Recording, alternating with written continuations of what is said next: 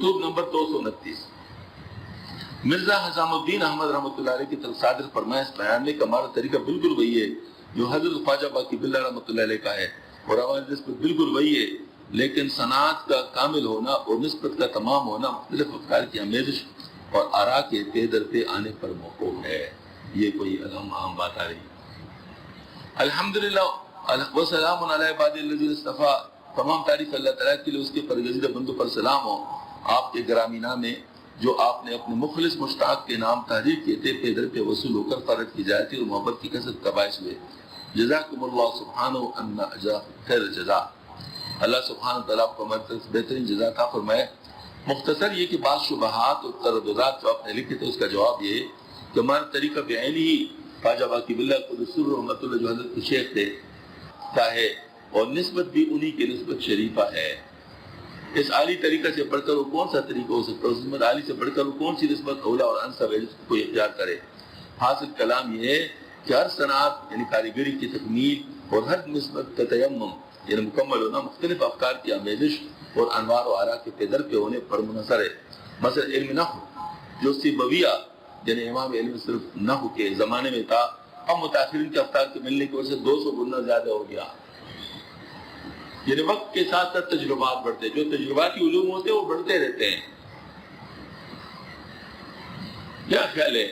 طب جب شروع ہوا تھا، مثلا ابو علیسی نے جو کتاب لکھی تھی طب پر، اتنا ہی ہے،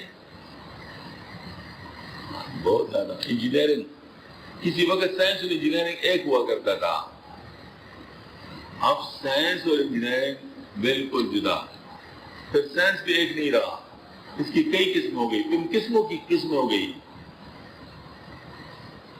کیمسٹری اور فزکس علیحدہ ہو گیا، اور اب تو یہاں کی فزیکل کیمسٹری اور کیمیکل فزکس، اس طرح اور بہت ساری آ گئی۔ تو میڈیسن میں بھی مختلف قسم کی اسپیشلائزیشن آ گئی۔ تو یہ ساری چیزیں وقت کے ساتھ چونکہ تجرباتی ہیں، تجربے بڑھتے ہیں، علوم میں اضافہ ہوتا ہے تو بڑھ جاتے ہیں، اور بہت کامل و واضح ہو گیا۔ اس کے باوجود وہی سے بوئی کہ نہ ہوئے جس میں متاثرین کے افکار نے اس کے آراستی و پیراستگی کے علاوہ کوئی مزید اضافہ نہیں کیا۔ شیخ علاء الدین علاء الدولہ قدس سرہ کا مقولہ آپ کے مبارک کام تک پہنچو کہ جس قدر ذرائع زیادہ ہوں گے اس قدر راستہ نزدیک تر اور روشن تر ہوگا۔ یعنی آپ کو زیادہ بہتر طریقے سے بغیر کسی کنفیوژن کے وہ چیز مل سکے گی۔ ہاں جی، کیا خیال ہے؟ آپ لاہور جانا چاہتے ہیں، اگر صرف ریل گاڑی جائے تو وہ آسان ہے لاہور جانا ہے، ریل گاڑی بھی ہو، بسیں بھی ہوں، ہاں جہاز بھی ہو، کار بھی ہو، کیا خیال ہے کب جانا آسان ہوتا ہے؟ جب یہ سارے موجود ہو تو کس زیادہ آسان ہوگا؟ کیسے آسان ہوگا؟ بھائی کسی وقت ریل گاڑی نہیں ملے گی، چلو اس وقت بس پہ چلے جاؤ۔ ہاں جی، اچھا بس میں ٹکٹ نہیں ملا تو آپ اپنی گاڑی پہ جا سکتے ہیں۔ ہاں جی، اور اگر پیسے آپ کے پاس ہے، جلدی پہنچنا چاہتے ہیں، ہوائی جہاز سے چلیں۔ ہاں جی، تو یہ گویا کہ طریقہ ہے، مطلب یعنی اس کو طریقے جتنے ہوتے اتنا آسان ہے۔ میرے ساتھ ہی واقعہ ہوا ہے پریکٹیکلی۔ اطلاع کمیٹی کے اجلاس میں گیا تھا لاہور، ہمارے پاس اطلاع کمیٹی کی طرف سے ٹکٹ جہاز کا موجود، جن میں اس کو استعمال کر سکتا ہے۔ اگر ٹکٹ میں لے لیتا تو مجھے ریمبرس ہو جاتا۔ میں نے ذرا بخل سے کام لیا، میں نے کہا حکومت کے پیسے لگتے ہیں تو چلو میں بس پہ جاتا ہوں، کیونکہ لاہور تو بہت قریب ہے نا، تو اس میں زیادہ تو وقت نہیں لگتا۔ وہ آپ 1 گھنٹہ ایئرپورٹ میں پہنچے اور 1 گھنٹہ ایئرپورٹ سے باہر نکلنے میں لگا ہے تو تقریباً ٹائم تو اتنا ہی بن جائے گا۔ ہاں جی، تو لہٰذا میں خواہ کیوں حکومت کے پیسے زیادہ لگاؤں، تو میں نے کہا چلو میں ڈائیو سے چلتا ہوں۔ ڈائیو میں نے ٹکٹ ریزرو کر دی، مطلب وہ جو ریزرویشن ہوتی ہے نا، ریزرویشن جس وقت ہم ٹکٹ لینے کے لیے وہ تو کینسل ہو گئے، وہ جو بس ہے وہ بس کینسل ہو گیا ہے، یعنی وہ نہیں جا رہا، تو آپ کو دوسرے بس کا ٹکٹ ہم دے دیتے ہیں۔ وہ ہم نے بس چونکہ رمضان شریف کا مہینہ تھا، واپس ہم نے آنا تھا، چاند نظر نہیں آیا تھا، اور ادھر اعتکاف بھی تھا، اعتکاف میں بھی پہنچنا تھا، تو اس میں صرف ڈائیو میں فضول کام ہے کہ راستے میں رکتی نہیں ہے، صرف اپنے اسٹاپوں پہ رکتی ہے، تو نماز کا وقت درمیان میں آ گیا تو نماز آپ کی ضائع ہو سکتی ہے۔ ٹھیک ہے نا، ایسا ہوتا ہے۔ وہ جو پہلے والا وقت ہم نے طے کیا تھا وہ اصل میں نمازوں کا حساب کر کے کہ بھائی اس میں یہ نماز نہیں آئے گی، لہذا ہم آسانی کے ساتھ پہنچ جائیں گے اور مسئلہ نہیں ہوگا، کیونکہ ہم نماز مطلب جو ہے نا وہ یعنی ظہر کی تو فوراً داخل ہوتے ہی پڑھ لیں گے اور پھر اس کے بعد عصر کے وقت کے اندر پہنچ جائیں گے، یہ مطلب ہوتا ہمارا۔ تو وہ جب کینسل ہو گیا اب 1 گھنٹہ کے بعد تو بس اس میں تو یہ چیز نہیں ہو سکتی تھی، وہ تو نماز جاری ہے۔ تو اس وجہ سے پھر میں نے کہا تو مشکل ہے، تو پھر میں نے فوراً ہمارے ساتھی ہیں PIA میں اس کو ٹیلی فون کیا، میں نے کہا ٹکٹ مل سکتا ہے؟ کہتے ہاں مل سکتا ہے۔ میں نے کہا میرے لیے ٹکٹ کرو، تو اس نے ٹکٹ کا انتظام کر دیا۔ قریب ترین جو PIA کا جو تھا وہ میں نے ان سے رابطہ کیا اور وہاں سے مجھے ٹکٹ مل گیا، اور بس گاڑی تو ہمارے پاس تھی وہیں کی، اور فوراً ہم ایئرپورٹ پہنچے، اور ایئرپورٹ سے مطلب ہم نے الحمدللہ جہاز کے ذریعے سے ہم یہاں اسلام آباد پہنچے۔ نماز ہمارا بچ گیا، حکومت کے پیسے لگ گئے لیکن نماز ہمارا بچ گیا۔ حکومت کے ویسے بھی پیسے دے رہے تھے، وہ تو ہم ہی صرف بچا رہے تھے۔ تو مطلب میرا یہ ہے کہ ذرائع جتنے زیادہ ہوں اتنی ہی زیادہ آسانی ہوتی ہے، یہ مثال دے رہا تھا میں۔ اچھا، اس نسبت عالیہ پر اس قسم کی زیادتی نے جو اس کی آراستگی اور راستگی کی وجہ سے پیدا ہو گئی ہے، بہت لوگوں کو بدگمانی میں ڈال دیا، ورنہ حقیقت معاملہ صرف اتنا ہی ہے جو بے تکلف بے تصنع ظاہر کر دیا گیا ہے۔ آپ اس فقیر کے رسائل مکتوبات کو ملاحظہ فرمائیں جن میں اس طریق کو صحابہ کرام کا طریقہ ثابت کیا ہے اور تمام نسبتوں پر نسبت کی فوقیت کو مدلل بیان کیا ہے۔ اس طریقہ عالی اس کے اکابرین کی تعریف اور مدح اس طریقے پر کی ہے کہ اس بزرگ خانوادہ کے خلفاء میں سے کسی کو اس کا اشیر بیان کرنے کی توفیق نہیں ہوئی۔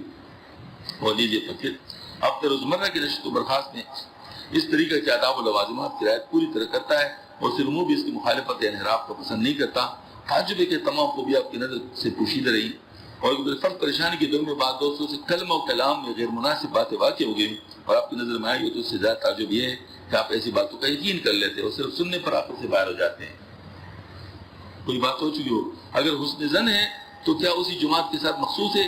شاید ہم حسن ظن کے قابل نہیں ہیں، ہمارے ساتھ حسن ظن نہیں ہو سکتا۔ ہاں جی، مختصر یہ کہ اگر صرف کہنے سننے پر ہی مدار ہے تو پھر چغل خور نکتے چینوں سے کبھی نجات متصور نہیں ہو سکتی اور ان سے اخلاص کی بھی توقع نہیں۔ بہتر ہے کہ آپ گفت و شنید کو ترک کر کے گزری ہوئی باتوں کو بھول جائیں تاکہ اخلاص پیدا ہو، پرانی الفت رفع ہو جائے۔ سبحان اللہ۔ یہ اصل میں حضرت نے اس میں اپنی صفائی بیان فرمائی۔ میں آپ کو کیا بتاؤں،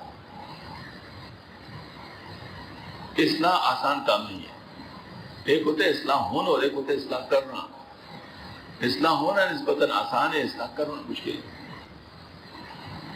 ہاں جی، اس کی وجہ یہ ہے کہ اس کے اندر اتنی زیادہ پیچیدگیاں لوگ بنا لیتے ہیں اور ان کو آپس میں ایسا چھوٹی سی بات ہوگی اس کو لوگ پتہ نہیں کوئی ہو ایسا بنا لیں گے کہ یہ کیا ہو گیا، یہ کیا ہو گیا۔ میرا ایک طریقہ ہے، میں خود اس پہ بدنام ہوں کہ یہ ہر ایک کے ساتھ ملتا ہے یہ ہر ایک کے ساتھ ملتا ہے اور یہ ہمارے مطلب جن تمام اصولوں کو جو جمود والے اصول ان کو یہ نہیں مانتا۔ جمود یہ ہوتا ہے نا بھائی دیکھو میں آپ کو ایک بات بتاؤں، ایک آدمی غلط ہے لیکن اس کو غلط فہمی کی وجہ سے غلطی لگی ہے، اگر آپ اس کی مخالفت کریں گے تو اس پہ ڈٹ جائے گا اور پکا ہو جائے گا۔ اگر آپ اس کے ساتھ محبت کے ساتھ ملیں گے تو درمیان میں وہ جو سختی ہے وہ کم ہو جائے گی، وہ کچھ سوچنے سمجھنے کی کوشش شروع کر لے گا، پتہ چل جائے گا بھئی یہ تو ایسی بات نہیں ہے، لہذا وہ آپ کا ساتھ ہی ہو جائے گا۔ ہے نا یہ بات اس طرح ہی ہے نا؟ تو یہ طریقہ جب میں نے شروع کر لیا الحمدللہ اس سے بڑا فائدہ ہوا، بہت فائدہ ہوا، بہت فائدہ ہوا۔ ایسے لوگ مختلف النوع، یہ جن لوگوں تک ہمارے ساتھی یہ پیغام پہنچا ہی نہیں سکتے تھے اور ان کے ساتھ لڑائی کی ضرورت تھی، لڑائی کی ضرورت تھی، الحمدللہ وہ ہمارے پاس آ گئے ہیں۔ کچھ بیعت ہو گئے، کچھ ماشاءاللہ انہوں نے کام شروع کر دیا، سارا معاملہ ختم ہو گیا۔ اب بعض لوگوں کو عزم نہیں ہو رہا تھا کہ یہ کیا ہو رہا ہے، مخالفت شروع کر دی۔ اس وقت نے بتایا بھائی مخالفت نہ کرو، سوچو ذرا فائدہ کس چیز میں ہے، فائدہ کس چیز میں، کیا صرف مخالفت میں فائدہ ہے؟ بھائی مخالفت ایک مقصد کے لیے ہو نا، اور مقصد کیا ہے؟ اصلاح ہو جائے نا۔ غلطی دور ہو جائے، صحیح چیز سامنے آ جائے، یہی اصلاح ہے. تو مخالفت بھی آپ اس کے لیے کر رہے ہیں نا. اگر اس کے بغیر لڑائی کے صفائی ہو جائے تو وہ اچھا ہے. یعنی آخر قرآن پاک میں یہ بات نہیں ہے تعالوا الی کلمۃ سواء بیننا و بینکم، آ جاؤ اس بات کی طرف جو ہمارے آپ کے درمیان مشترک ہے. یہ کیا چیز ہے؟ یہ بھی تو یہی بات ہے نا. ہاں جی. تو اصل میں یہ اصول ہے اصلاح کا کہ آپ کسی کو جس کو کہتے ہیں اپنا دشمن نہ بنائیں، بلکہ اس کی دشمنی کو دوستی میں تبدیل کر لے، اس طریقے سے کہ اپنی طرف سے خیر کی پیش قدمی کر لے، اس کے دل میں بھی خیر کی پیش قدمی شروع ہو جائے گی. ہاں یہ طریقہ ہے. ورنہ پھر کیا ہوگا؟ دیکھو آپ صلی اللہ علیہ وسلم کی زندگی میں اس قسم کے واقعات آ چکے ہیں. آپ صلی اللہ علیہ وسلم کو مذمم کہا گیا. ابو جہل مذمم کہتے تھے کیونکہ محمد کا مطلب ہے تعریف کیا ہوا، مذمم کا مطلب ہے مذمت کیا ہوا. تو اپنے حسد کی وجہ سے وہ محمد کا نام نہیں لے سکتا تھا. تو آپ صلی اللہ علیہ وسلم کو وہ مذمم کہتا تھا. آپ صلی اللہ علیہ وسلم کو جب اس بات کا پتہ چلا، فرمایا الحمدللہ اللہ پاک نے مجھے ان کے بری باتوں سے بچا لیا. اب یہ گالیاں دیں گے مذمم کو اور میں تو محمد ہوں. گالیاں دیں گے مذمم کو اور میں تو محمد ہوں. کیا خوب بات ہے.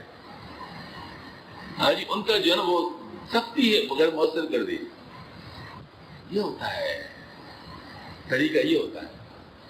تو بہرحال یہ ہے کہ ہم لوگوں کو بیجا سختی نہیں کرنی. تو حضرت نے بھی فرمایا کہ چونکہ تجربات کی وجہ سے تبدیلیاں تو آ رہی ہیں. میں آپ کو ایک بات بتاؤں، فقہ میں اور طریقت میں جو واضح فرق ہے وہ یہ ہے کہ فقہ جو ہوتا ہے وہ مستقل ہوتا ہے. مطلب نماز کا جو طریقہ آپ صلی اللہ علیہ وسلم کے وقت سے چلا آ رہا ہے اسی طریقے سے نماز پڑھی جائے گی، اس میں کوئی تبدیلی نہیں کر سکتا. فقہ کا کام صرف اس کی دریافت ہے کہ کیسے پڑھی گئی، اس کی دریافت ہے کہ کیسے پڑھی گئی. اب اس کے بعد جو بھی دریافت ہو چکی ہے بس اس کو تبدیل نہیں ہونا. اس لیے جو حنفی امام حنیفہ رحمۃ کے دور میں تھے وہ اب بھی حنفی ویسے ہوں گے.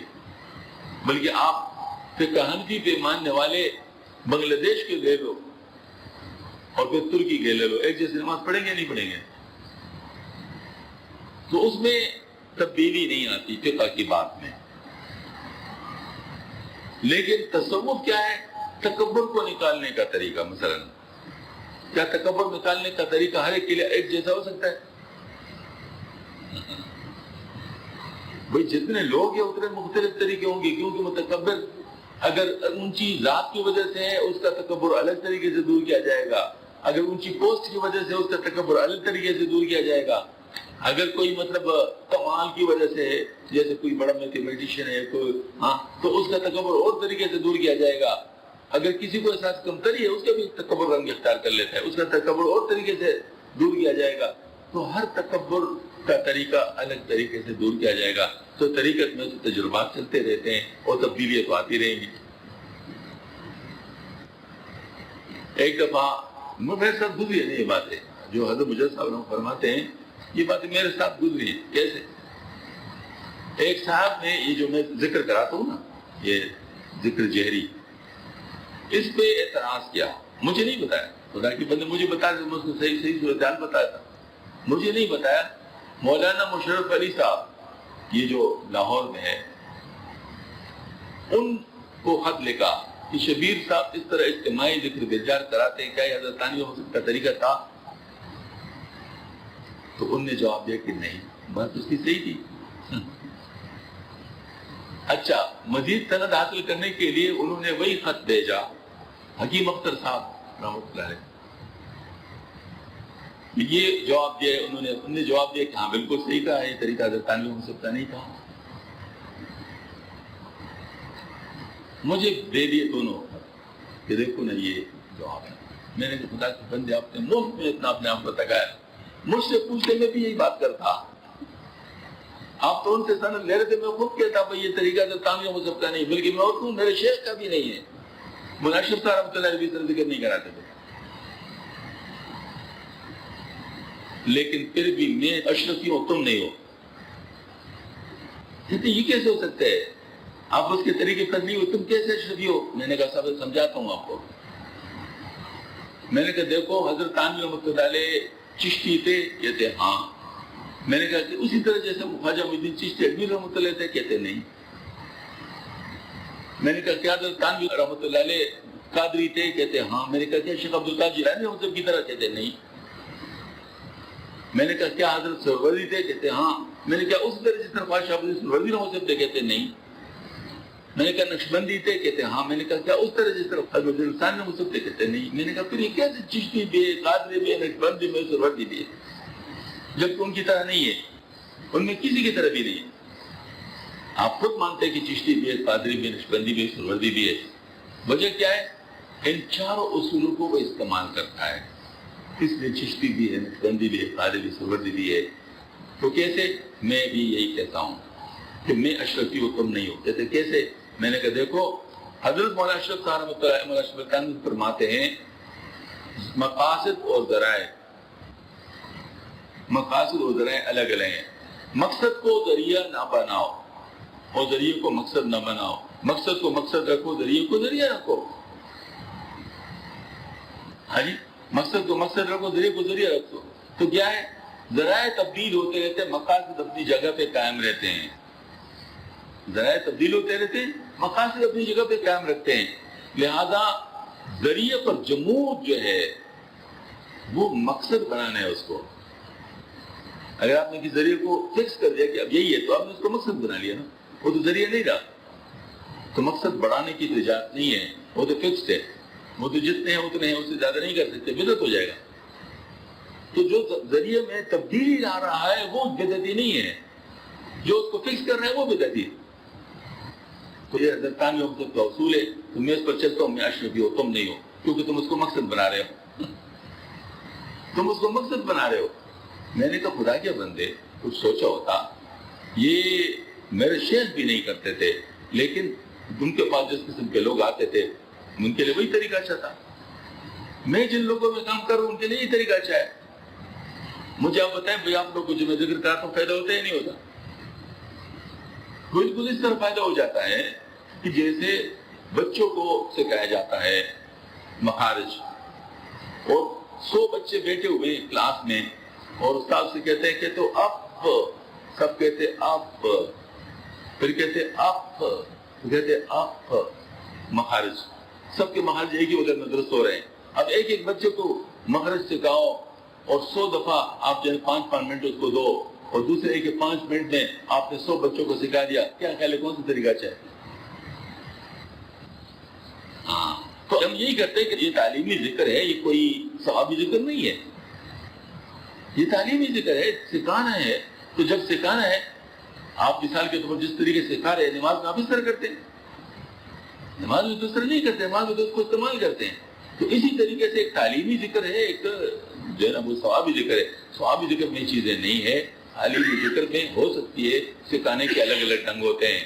تو اس وقت یہ ہمیں سکھایا مولانا محمد اللہ رحمۃ اللہ علیہ، انہوں نے کیا ہے. حضرت تھانوی رحمۃ اللہ علیہ کے خلفاء نے کیا ہے، مولانا فقیر محمد صاحب رحمۃ اللہ علیہ نے کیا ہے، حاجی فاروق سکروی صاحب رحمۃ اللہ علیہ ہمارے سامنے کیا، ہمارے گھر میں کیا ہے. تو اب یہ ساری باتیں کیا ہے، پتہ چل گیا بھائی یہ صرف ذریعہ ہے اور ذریعہ تبدیل ہوتا رہتا ہے. یہی بات ہے مجھے صاحب فرمائی، تبدیلی آ رہی ہوتی ہیں. آپ نے ان تبدیلیوں کو دیکھا تو سمجھا کہ میں اپنے طریقے سے ہٹ گیا ہوں. میں اپنے طریقے سے ہٹا نہیں ہوں، میں تو وہی طریقہ اختیار کر رہا ہوں جو حضرت باقی باللہ رحمۃ اللہ علیہ کا ہے. لیکن ہے تو اس وقت کے دور کے حساب سے. جو شیخ کسی کو اجازت دیتا ہے وہ گویا اس کو یہ اجازت دیتا ہے کہ اب اپنے وقت کے حساب سے تم سوچو جو سا طریقہ بہتر ہو وہ کرو. ہاں جی، جو سا طریقہ اس وقت بہتر ہے وہ کرو، یہ اس کی اجازت دیتا ہے. تو اس کے اندر فقہ کے اندر جیسے اجتہاد چل رہا ہے میڈیسن میں، اسی طریقے سے یہ تصوف کے اندر بھی اجتہاد چل رہا ہے. اور یہ قیامت تک چلتا رہے گا، کیونکہ قیامت تک نئی نئی بیماری آئیں گی اور اس کے نئی نئی علاج ہوگی.